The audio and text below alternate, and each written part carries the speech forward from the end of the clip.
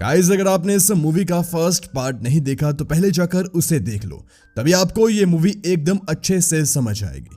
तो पहले पार्ट के लास्ट में हमने देखा था कि प्रेडेटर्स एक मरे हुए प्रेडेटर की बॉडी को लेकर जा रहे थे और इस मूवी की स्टार्टिंग में उस प्रेडेटर की डेड बॉडी से एलियन और प्रेडेटर का हाइब्रिड फॉर्म बाहर आता है और एक प्रेडेटर को जान से मार देता है। इसके बाद प्रेडेटर की स्पेसशिप एक जंगल में गिर जाती है जहां बेन नाम का आदमी अपने बेटे के साथ होता है। वो लोग इस स्पेसशिप को क्रैश होते देख लेते हैं और पुलिस को इस बारे में इन्फॉर्म करने के लिए जाने लगते हैं। उसी वक्त एक जख्मी प्रेडेटर अपने होम प्लेनेट पर खतरे का सिग्नल देता है। इसी के साथ स्पेसशिप से कई सारे क्रिएचर आजाद होकर बाहर निकल जाते हैं। उन बाप बेटे को एलियन क्रिएचर की आवाज सुनाई देती है। दोनों बाप बेटे अलर्ट हो जाते हैं, मगर इसका कोई फायदा नहीं होता क्योंकि ये क्रिएचर इन्हें इन्फेक्ट कर देते हैं। दूसरी ओर प्रेडेटर के प्लेनेट पर भी खतरे का सिग्नल मिल जाता है और वो अर्थ की ओर आने लगते हैं। इसके बाद डैलस नाम के एक आदमी को उस शहर का पुलिस ऑफिसर एडी लेने के लिए आता है। दरअसल डैलस भी पहले एक पुलिस ऑफिसर था और वो एडी के साथ ही काम किया करता था, लेकिन किसी रूल को तोड़ने की वजह से उसे जेल हो गई थी।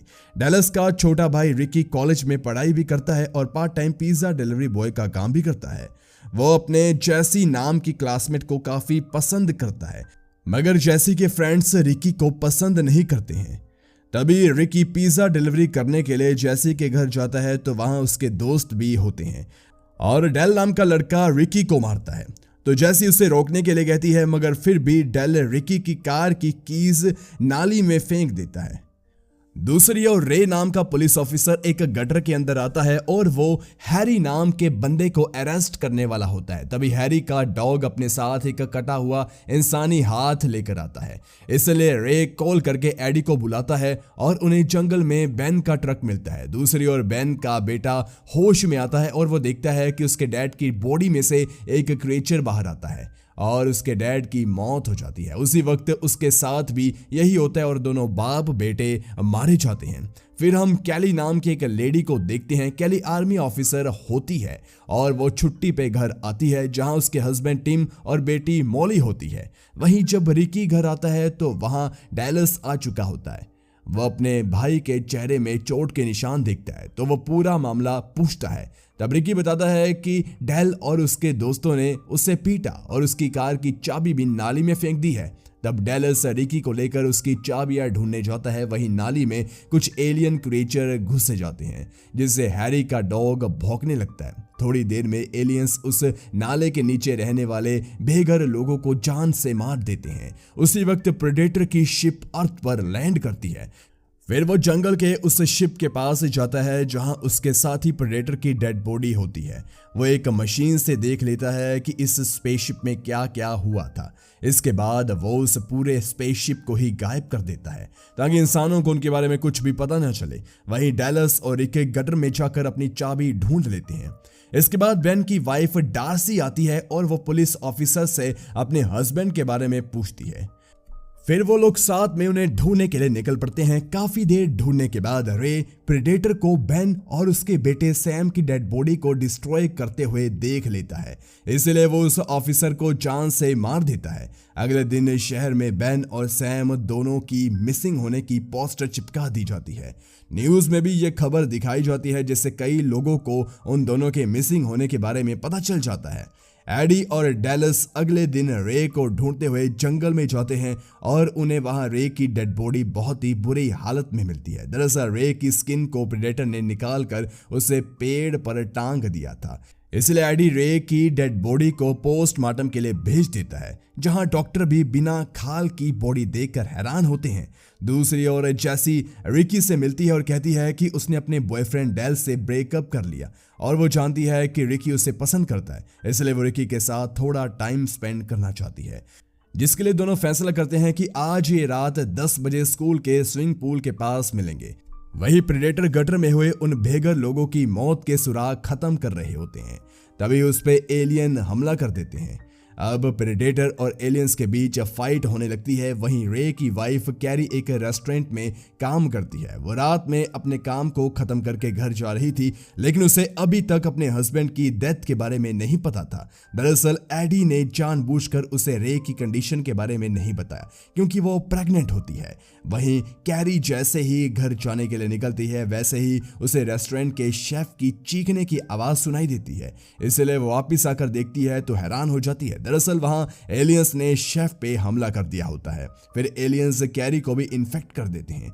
दूसरी ओर कई सारे एलियंस गटर से बाहर निकलकर शहर में फैल चुके होते हैं। वही जैसी और रिकी स्विमिंग पूल के पास मिलते हैं और एक दूसरे को किस कर ही रहे होते हैं कि तभी वहां जैसी का एक्स बॉयफ्रेंड डेल अपने दोस्तों के साथ आ जाता है और वो रिकी को मारते हुए पूल में कूद जाता है, जिसके बाद इनके बीच फाइट होने लगती है। तभी वहां एक एलियन आ जाता है और सारे लोग वहां से भागने लगते हैं। वही एडी और डैलस को पता चलता है कि पावर प्लेनेट में धमाका हुआ है, पर उन्हें यह नहीं पता होता कि यह धमाका प्रेडेटर और एलियंस की फाइट की वजह से हुआ है। इसके बाद मॉली अपने विंडो के बाहर एक एलियन को देखती है और अपने पेरेंट्स को बताती है, मगर उन्हें लगता है कि मॉली ने कोई बुरा सपना देखा होगा। पर तभी मॉली के डैड पर एलियन का अटैक होता है। ये देखकर कैली अपनी बेटी मॉली को लेकर घर से बाहर भाग जाती है। दूसरी ओर अब प्रेडेटर स्विमिंग पूल में आता है, जहां एलियन ने डेल के दोस्त को जान से मार डाला था, मगर बाकी भागने में कामयाब हो गए थे। प्रेडेटर पूल में ब्लू कलर का एसिड डालता है और वहां पावर प्लेनेट में आग लगने और शहर में हो रहे कांड की वजह से एडी काफी परेशान हो जाता है और पूरे शहर को खाली करवाने के लिए नेशनल गार्ड को बुलाने का ऑर्डर देता है। उसी वक्त रिकी अपने दोस्तों के साथ एडी के पास आता है और उसे बताता है कि उसके पीछे कोई मॉन्स्टर पड़ा हुआ है जिसने माँ को जान से मार दिया है। तब एडी और डैलस पूल के पास जाते हैं और वहां हैरान हो जाते हैं क्योंकि स्विमिंग पूल में पानी नहीं था और आसपास में खून के निशान होते हैं। उन्हें वहां काफी खून दिखता है, इसलिए वो रिकी और उसके दोस्तों को लेकर वहां से निकल जाते हैं। इसके बाद बेन की वाइफ डार्सी कैरी से मिलने के लिए रेस्टोरेंट आती है ताकि वो रे के बारे में पूछताछ कर सके, मगर वहां वो कैरी के पेट से एलियन निकलता देखकर भाग जाती है। वहीं कैली और मॉली भागते हुए एक कब्रिस्तान तक पहुंचते हैं जहां एक और आदमी छिपा हुआ होता है और वहीं प्रेडेटर भी होता है। वो उस आदमी को जान से मार देता है, इसलिए कैली मॉली को लेकर वहां से भागने लगती है। इसके बाद डार्सी अचानक एडी के कार के सामने आ जाती है और उसे कैरी की हालत के बारे में बताती है। फिर एडी नेशनल गार्ड के लेफ्टिनेंट से वॉकी टॉकी पे बात करता है और तभी नेशनल गार्ड के कुछ ऑफिसर्स पर एलियंस हमला कर देते हैं, इसलिए गार्ड्स भी एलियन पर गोलीबारी शुरू कर देते हैं। दूसरी ओर कैली और मॉली भी भागकर एडी के पास पहुंच जाती है। अब शहर में बहुत सारे लोगों पर एलियंस हमला कर चुके होते हैं, इसलिए चारों ओर डर का माहौल होता है। पावर प्लांट में डैमेज के बाद पूरे शहर की लाइट भी चली गई होती है, जिससे हॉस्पिटल की सिचुएशन काफी खराब हो रखी थी। एलियंस वहां भी पहुंच जाते हैं और लोगों को मारने लगते हैं। एडी जहां रुका होता है वहां भी प्रेडेटर पहुंच जाते हैं और लोगों पर हमला करने लगते हैं।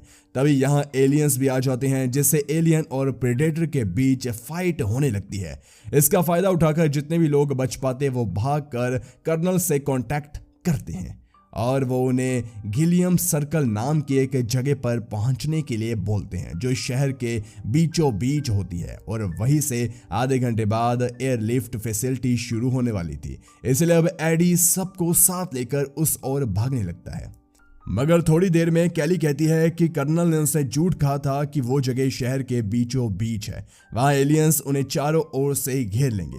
लेकिन एडी को कैली की बातों पर यकीन नहीं होता।